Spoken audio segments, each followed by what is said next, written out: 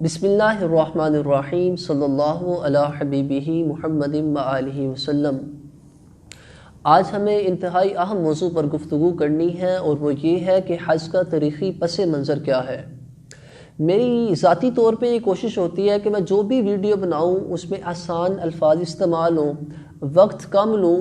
اور زیادہ سے زیادہ میں علم لوگوں تک پہنچا سکوں تاکہ لوگ کم وقت میں زیادہ سیکھ سکیں اور مکمل سیکھ سکیں۔ مگر یہ موضوع چونکہ طویل ہے،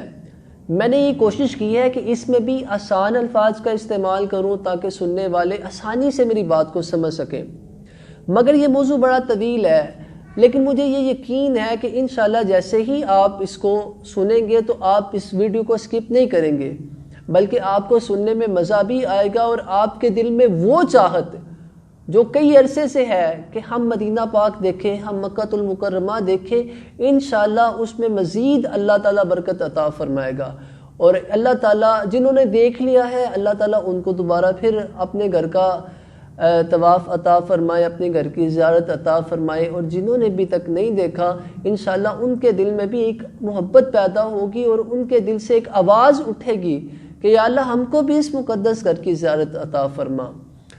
تو حج جو ہے یہ اسلام کا 5واں رکن ہے، اور حج کا مطلب اور معنی اصطلاح شریعت میں یہ ہے کہ مقررہ دنوں میں دن بھی مقرر ہوں اور مخصوص عبادات کے ساتھ اللہ تعالیٰ کے گھر کی زیارت کرنے کا نام حج ہے۔ حج کا تاریخی پس منظر یہ ہے کہ مکہ مکرمہ کی موجودہ جگہ جہاں پر کعبۃ اللہ ہے، یہ شروع سے ہی عالم انسانیت کے لیے مرکز کی حیثیت رکھتی ہے، کیونکہ اللہ تعالیٰ نے اس مقدس مقام کو آنے والی تمام نسلوں کے لیے تہذیب و تمدن کا اور علم و عرفان کا گہوارہ بنانا تھا۔ حضرت امام زین العابدین رضی اللہ تعالیٰ عنہ، آپ حضرت امام حسین علیہ السلام کے صاحبزادے ہیں۔ آپ سے کسی نے پوچھا کہ اے امام یہ کعبۃ اللہ کا طواف کب سے ہو رہا ہے؟ تو امام زین العابدین رحمۃ اللہ علیہ نے فرمایا، اللہ تعالیٰ نے جب فرشتوں کو زمین پر اپنا خلیفہ بنانے کی اطلاع دی تو فرشتوں نے کہا کہ یا اللہ تو ایسا بندہ خلیفہ بنائے گا کہ جو زمین پر فتنہ اور فساد برپا کرے گا؟ تو اللہ تعالیٰ نے فرمایا جو میں جانتا ہوں وہ تم نہیں جانتے۔ تو فرشتوں کو اپنی اس عرض پر ندامت ہوئی تو انہوں نے انتہائی عاجزی اور انکساری کے ساتھ 3 مرتبہ عرش الہی کے گرد طواف کیا۔ اللہ تعالیٰ نے پھر فرشتوں پر اپنی خصوصی رحمت کا نزول فرمایا اور عرش کے نیچے جو ہے وہ بیت المعمور بنا کر فرمایا کہ تم بیت المعمور کا طواف کیا کرو، اور ہر روز 70,000 فرشتے جو ہیں وہ بیت المعمور کا طواف کرتے ہیں، اور جس فرشتے کی 1 مرتبہ باری آتی ہے پھر دوبارہ کبھی اس کی باری نہیں آئے گی۔ اس کے بعد اللہ تعالیٰ نے فرشتوں سے فرمایا ابنو لی بیتن فی الارض بمثالہ وقدرہ، اے فرشتوں اسی کی مثل اور اسی کی مقدار زمین پر میرا گھر تعمیر کرو۔ جب فرشتوں نے اللہ تعالیٰ کے حکم کی تعمیل کی تو اللہ تعالیٰ نے زمین پر رہنے والی مخلوق سے فرمایا ایطوفوا بہذا البیت، تم اس گھر کا اسی طرح طواف کرو۔ یا اللہ کیسے طواف کریں؟ فرمایا کما یطوف اہل السماء، جیسے آسمان والے فرشتے بیت معمور کا طواف کرتے ہیں۔ پھر جب حضرت آدم علیہ السلام اور حضرت حوا سلام اللہ علیہا آپ جب زمین پر تشریف لائیں حضرت آدم علیہ السلام کے ساتھ، تو حضرت آدم علیہ السلام نے اللہ کی بارگاہ میں عرض کی یا اللہ میں تو اس لذت اور اس سرور سے محروم ہو گیا ہوں کہ جو میں بیت المعمور میں تیرا طواف کرتا تھا اس وقت جو مجھے تو لذت عطا فرماتا تھا اور جو مجھے سکون ملتا تھا، یا اللہ وہ زمین پر نہیں ہے، کاش ہمیں پھر وہاں لٹا دیا جائے اور ہم پھر بیت المعمور کا طواف کریں۔ تو اللہ تعالیٰ نے آدم علیہ السلام سے فرمایا ابن لی بیتن بحذائی بیت الذی فی السماء، اے آدم تم بیت المعمور کے مقابل زمین پر میرا گھر تعمیر کرو، جیسے بیت المعمور ہے، تتعبد فیہ انت وولدک، اور اس میں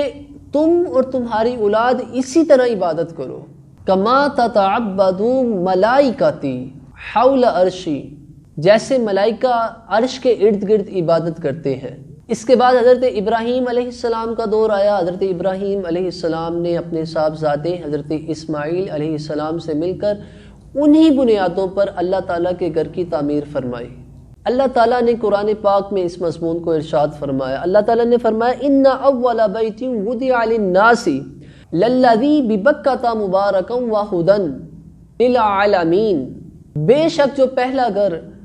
لوگوں کی عبادت کے لیے بنایا گیا وہ وہی ہے جو مکہ میں ہے، اور وہ برکت والا ہے، اور وہ تمام عالمین کے لیے ہدایت والا ہے۔ جب حضرت ابراہیم علیہ السلام نے اور حضرت اسماعیل علیہ السلام نے مل کر خانہ کعبہ کی تعمیر مکمل فرمائی تو پھر اللہ تعالیٰ نے فرمایا کہ اب اس گھر میں تمام عالم انسانیت کو دعوت دو آنے کی۔ اس دعوت کا ذکر قرآن پاک میں سورہ حج میں اللہ تعالیٰ نے بیان فرمایا۔ اللہ تعالیٰ نے فرمایا وَأَذِّن فِي النَّاسِ بِالْحَجِّ يَأْتُوكَ رِجَالًا وَعَلَىٰ كُلِّ دَامِرٍ يَأْتِينَ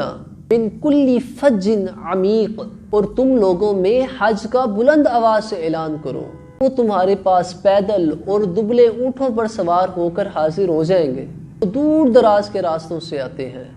حضرت ابراہیم علیہ السلام کی پیغمبرانہ دعوت کے نتیجے میں خانہ کعبہ کی تعمیر کے بعد پہلے حج کا آغاز ہوا، اور حضرت ابراہیم علیہ السلام نے حضرت جبریل علیہ السلام کی رہنمائی میں اپنے بیٹے حضرت اسماعیل علیہ السلام اور اس وقت جو وہاں پر قبیلہ تھا ان کی معیت میں ارکان کے ساتھ حج کو ادا فرمایا۔ سب سے پہلے آپ نے خانہ کعبہ کا طواف کیا، اس کے بعد آپ نے صفا اور مروہ میں سعی فرمائی، اس کے بعد آپ مینا تشریف لے گئے۔ وہاں 3 جگہ آپ کو شیطان نظر آیا، آپ نے تکبیر پڑھتے ہوئے اسے 7 مرتبہ کینکریاں ماری،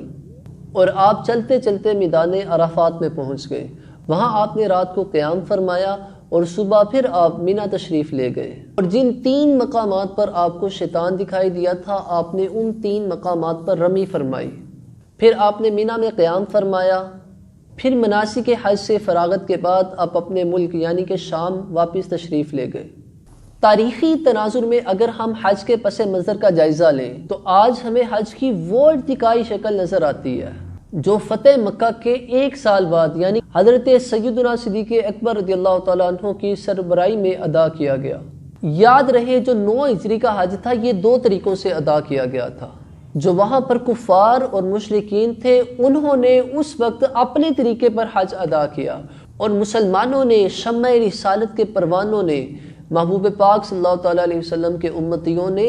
اللہ اور اس کے رسول کی مقرر کردہ حدود اور متعین کردہ طریقہ کار پر حج ادا کیا۔ اس طرح جو سب سے پہلی مقدس عمارت جو اللہ تعالیٰ کی عبادت کے لیے متعین کی گئی اور اللہ تعالیٰ کی عبادت کے لیے بنائی گئی وہ کوئی اور نہیں ہے بلکہ وہ کعبۃ اللہ ہی ہے، اور یہ قطعی اور یہ یقینی بات ہے۔ اور انسانیت کے لیے رشد و ہدایت کا اولین جو مرکز ہے قرآن حکیم کی نص قطعی کے مطابق وہ کعبۃ اللہ ہے، جس کی سب سے پہلی جو تعمیر ہے وہ حضرت آدم علیہ السلام نے فرمائی، اور اس کے بعد حضرت ابراہیم علیہ السلام نے اپنے صاحبزادے حضرت اسماعیل علیہ السلام کے ساتھ انہی بنیادوں پر دوبارہ اس کی تعمیر فرمائی۔ سرزمین مکہ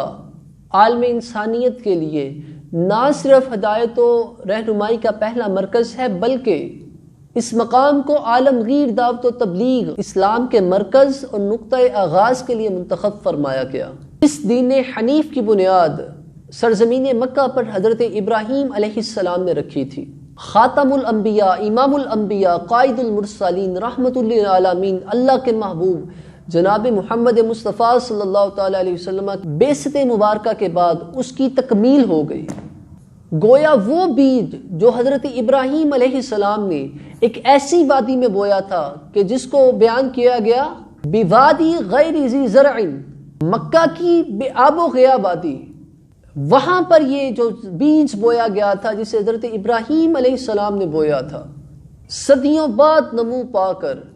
ایک ایسا تناور درخت کی شکل بنا، ایک شجر سایہ دار کی صورت، سارے عالم اسلام پر سایہ فغن ہے۔ یہ مختصر سا حج کا تاریخی پس منظر تھا۔ امید ہے کہ یہ معلومات آپ کے لیے